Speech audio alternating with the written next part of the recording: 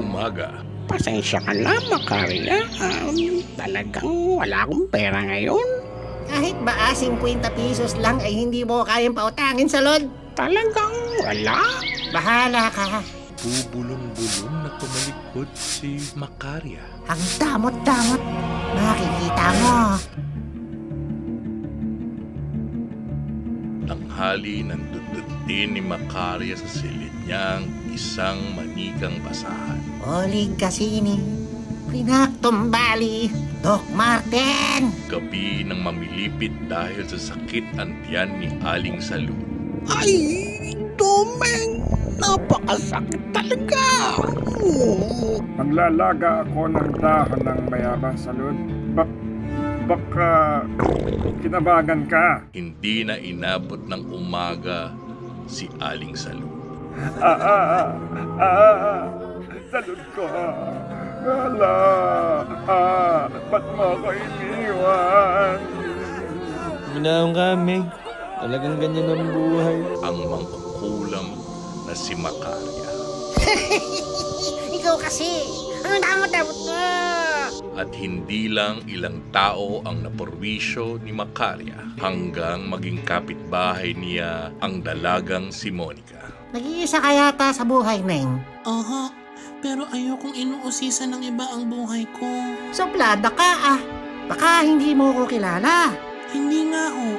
At wala akong interes sa kilalanin kayo. Sabay talikod ni Monica. Walang yung taing babae.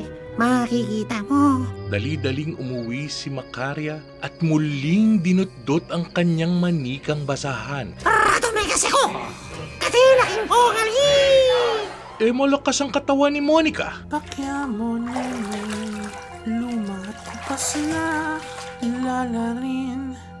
lalarin. At narinig pa ng mangkukulam ang pagkanta ng kapitbahay. Ngunit may bukas pa ng luha mo, sinta. Lintik! Malakas ang naturalesa ng hayop. Kailangan makakuha ako ng kahit isang hibla ng bulbul niya. Kinahapunan ay gumawa ng away ang mangkukulam. Hayop ka! Alam mo kung sino ha? Mas hayop ka! Akala mo atrasan kita, ha? Naawat naman sila ng isang rumespondeng barangay tanod. Sana huwag na kayo munding mag-away. Ewan ko sa supladang yan. Ewan ko sa matandang bruhang yan. Kinagabihan. Ngayong may hibla na ako ng buhok niya. Ang loob ng manikang ito. Tiyak na malilintikan na siya. At sinunog ng mangkukulam ang manikang basahan para magliyab ang katawan ni Monica. Pero nasindak siya dahil siya man ay nagsimula ring magliyab. Bakit? Kaya pala, tulad niya ay mangkukulam din si Monica. Kumuha din ito ng hibla ng buhok niya at ipinaloob din sa manika itong basahan. At hawak ito ni Monica nang siya'y magliyab.